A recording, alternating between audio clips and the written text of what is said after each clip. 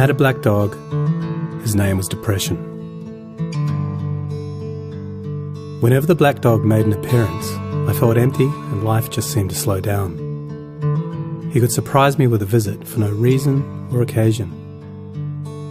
The black dog made me look and feel older than my years.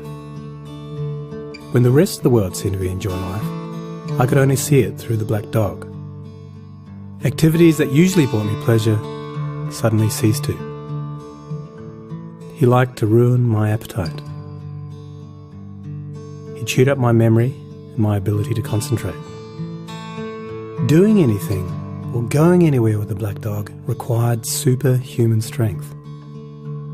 At social occasions, he'd sniff out what confidence I had and chase it away. My biggest fear was being found out. I worried that people would judge me. Because of the shame and stigma of the black dog, I was constantly worried that I'd be found out. So I invested vast amounts of energy into covering him up. Keeping up an emotional lie is exhausting. Black dog could make me think and say negative things.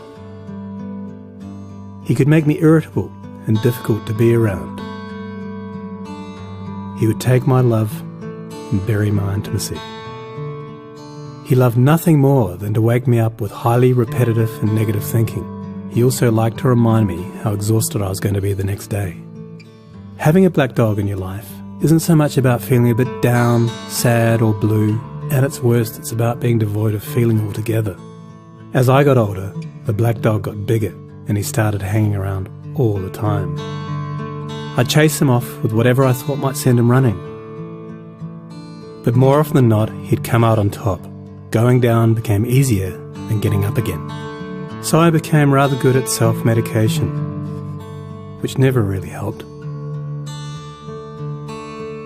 Eventually, I felt totally isolated from everything and everyone.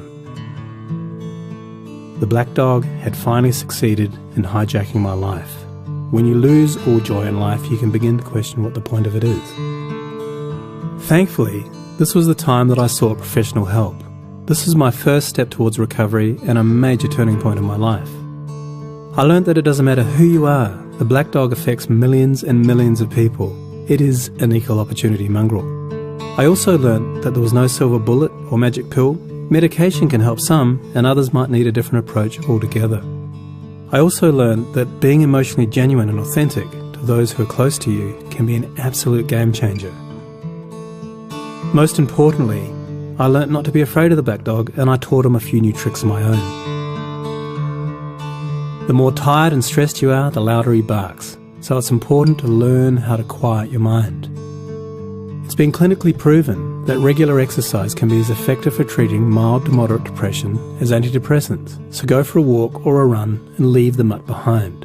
Keep a mood journal. Getting your thoughts on paper can be cathartic and often insightful. Also keep track of the things that you have to be grateful for.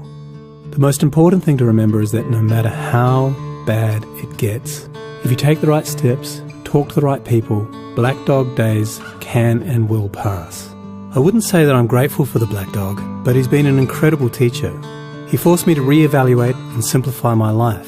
I learnt that rather than running away from my problems, it's better to embrace them. The black dog may always be part of my life, but he'll never be the beast that he was.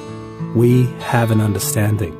I've learned through knowledge, patience, discipline and humour, the worst black dog can be made to heal. If you're in difficulty, never be afraid to ask for help. There is absolutely no shame in doing so. The only shame is missing out on life.